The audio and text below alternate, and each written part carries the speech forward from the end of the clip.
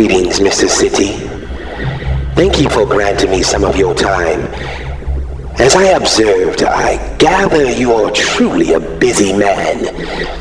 Let me introduce myself. My name is Sumtruth. I am an ambassador of all that is true. Without any favoritism or malice, I stand for justice, peace, encouragement, and enlightenment. I bear not the sword in vain of righteousness regarding reproof and chastisement. To know more, please feel free to view my channel. Now that we are somewhat acquainted with each other, I must say that through the most part of my profile studies, I found you to be the most intriguing person I've analyzed on YouTube. And also, I must admit, you've proven to be the most challenging to study thus far.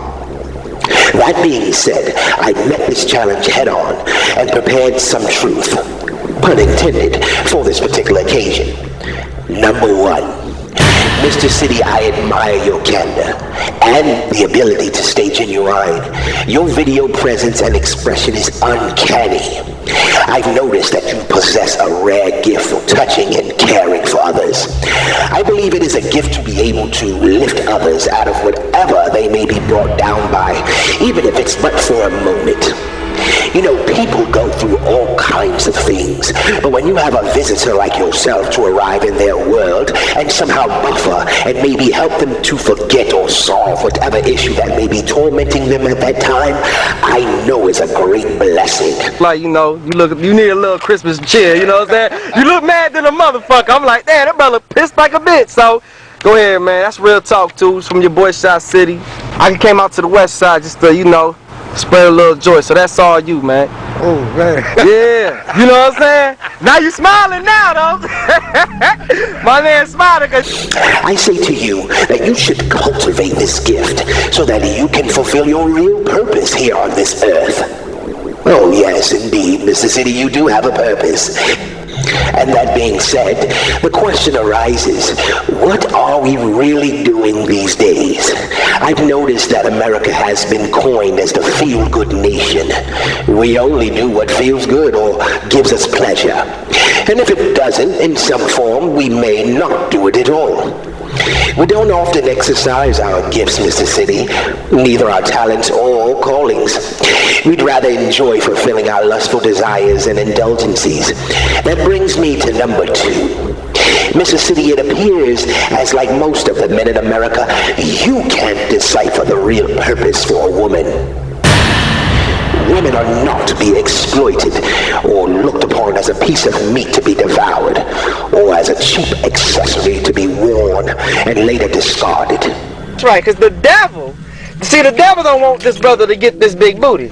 I promised y'all the biggest, fattest, roundest motherfucking ass in Chicago, and we gonna get it. And the devil ain't gonna stop me because the devil is a motherfucking lie.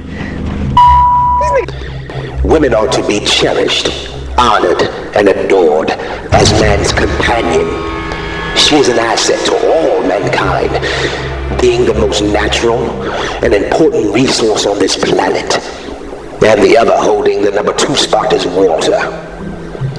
Also, my authority compels me to add that when we engage in sexual relations with people we are not married to, we bring hell and pain into our lives in many different forms.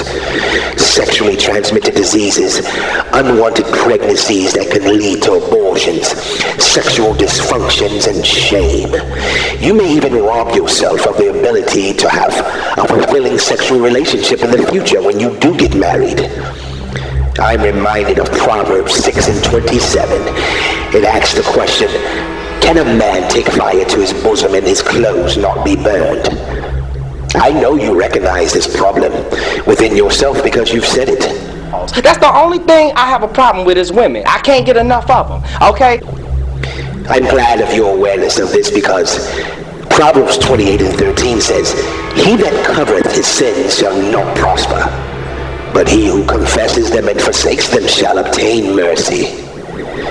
Now, with all of this observation, I've come to the conclusion that you have an extraordinary talent and matching heart for others. What you did for those people on Christmas had nothing to do with money. It was your motive, the driving force behind your actions. Your thoughtfulness and personality can be very refreshing.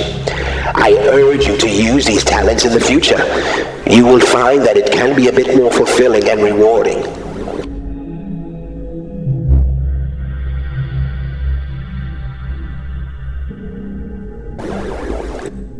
Oh, and one more thing.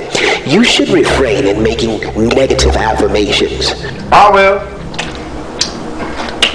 Shouts to the man, 2009. What can a brother say? Can't get a break, can he? Good and bad things happen to us all, but it's also in what you say with your tongue regarding those things.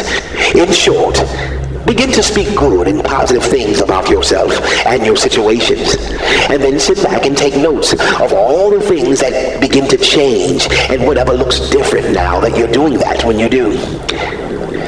Well, that is all, Mr. City. Farewell, and thank you again for your time. Remember, I will be watching.